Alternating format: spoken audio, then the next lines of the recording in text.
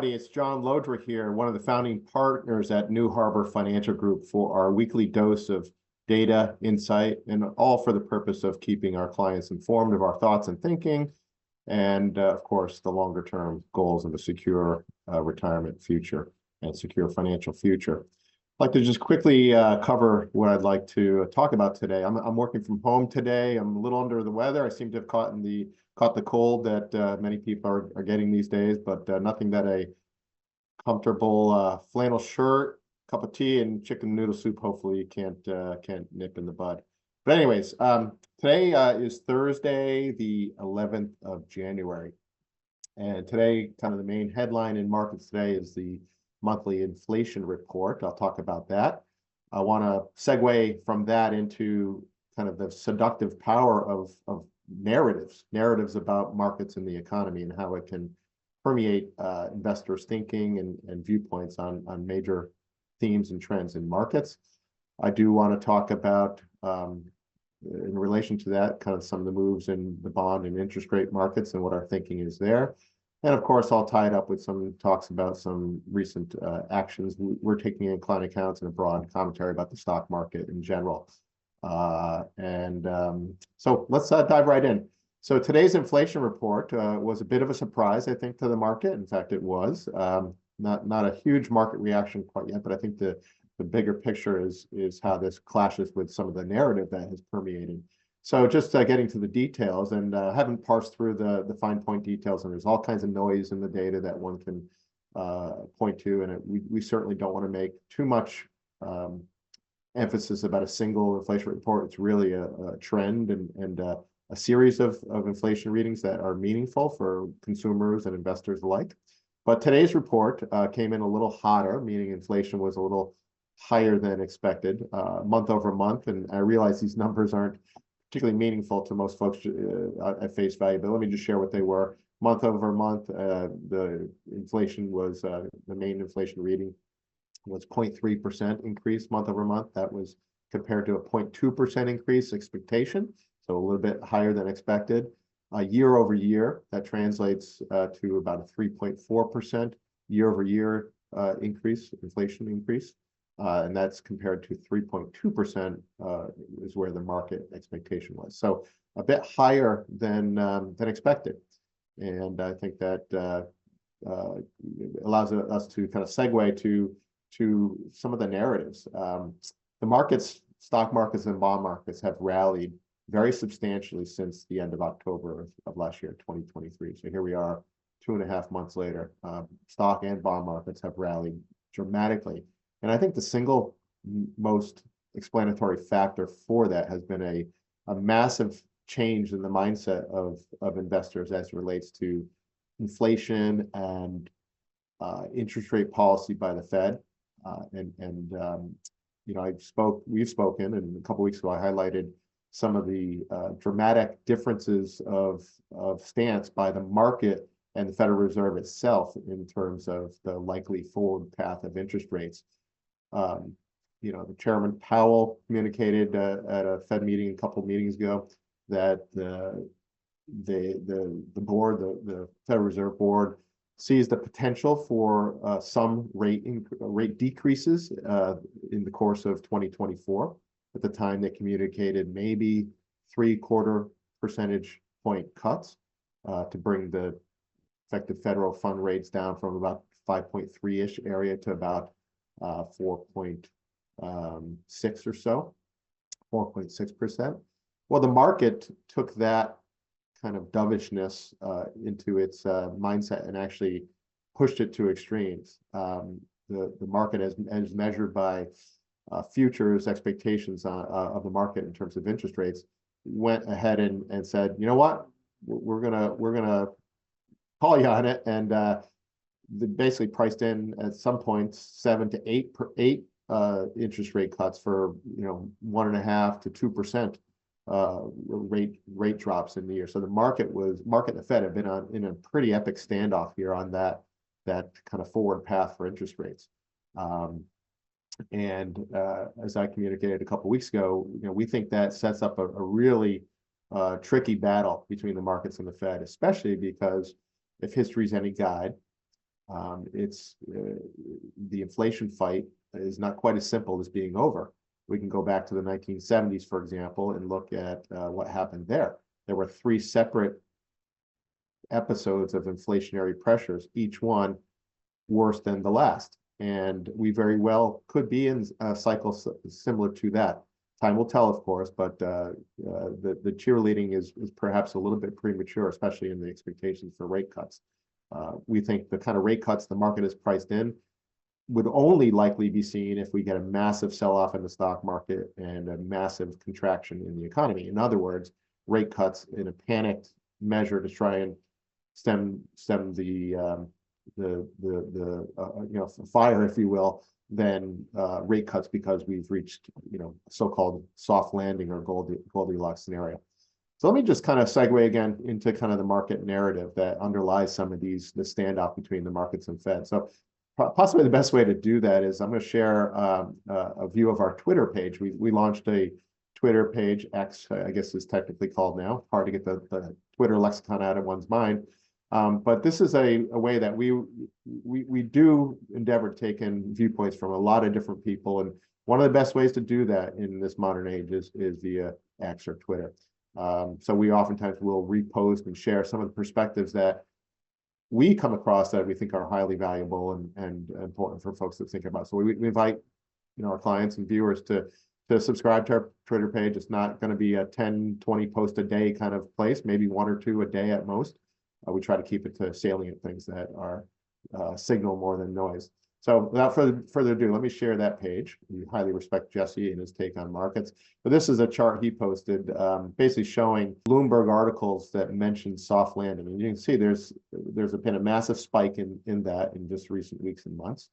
And it's not coincidence that in the course of history, there have been prior episodes of that, basically early cheerleading that, hey, we've reached the Goldilocks scenario, a soft landing, but yet a recession was soon to follow. So we think we are set up likely for a case like this, and the narrative can be very seductive, and I think that's in large part what has caused the market to really front run the Fed here in terms of the degree of interest rate declines. While we're on this topic, Ben Hunt put out what I think is a really interesting thread, and we reposted it here. Basically, the idea here is that mainstream media often tilts the discussion to emphasize or de-emphasize certain metrics, really to comport with a prevailing narrative.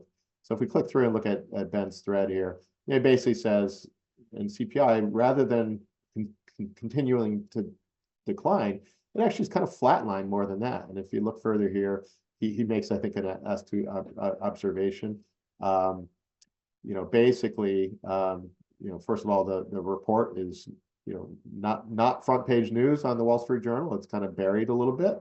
So today's hot report, the media channels maybe aren't making as big a deal out of it as perhaps they should be.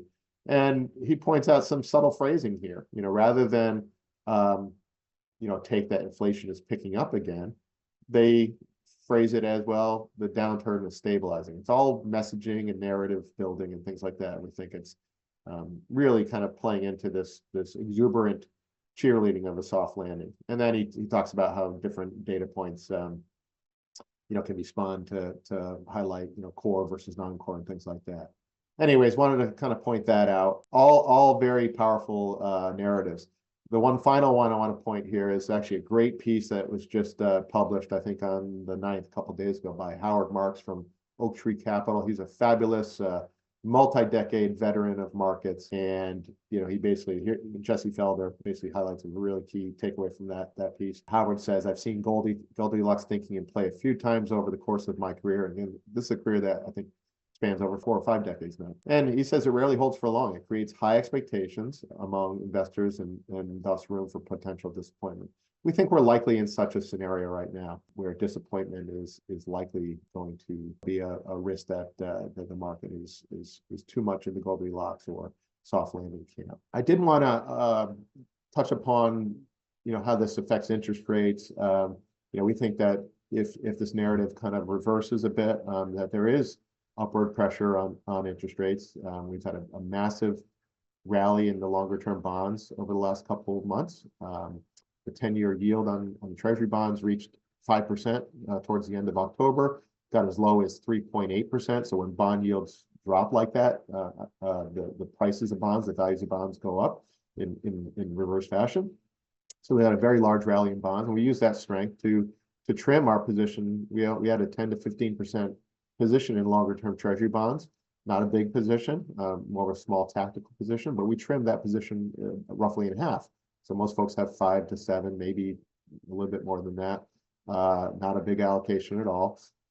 And we expect that yields could rise further here in the short term, and we look for that resulting weakness in bonds to possibly do some nibbling again at the longer end of the curve. We do have our current longer term bond exposure hedged with some options, so we can hopefully ride out if there is further weakness here.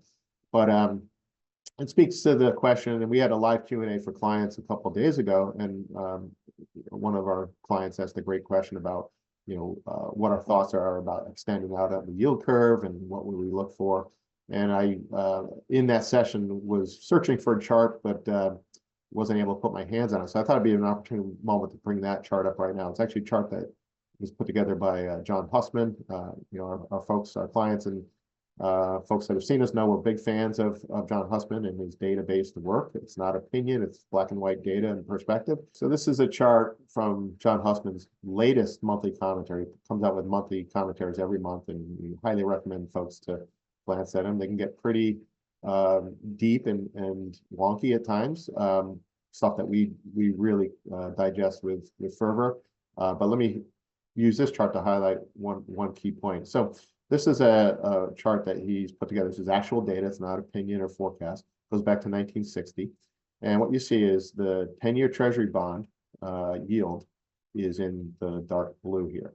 Okay, we've seen 4 decades essentially of nothing but declining yields, and we think we're in a paradigm where those yields are not going to be declining like that. In fact, Howard Marks, I referenced in the Twitter post there, he came out with a piece called Sea Change about a year ago, and it really speaks to that. I highly recommend folks read both of those Howard Marks commentaries that were in our Twitter feed there. The longer term 10-year treasury yield, actual yield, and these two other metrics, weighted average of some key metrics that affect bond yields, inflation, GDP growth, and T-bill yields.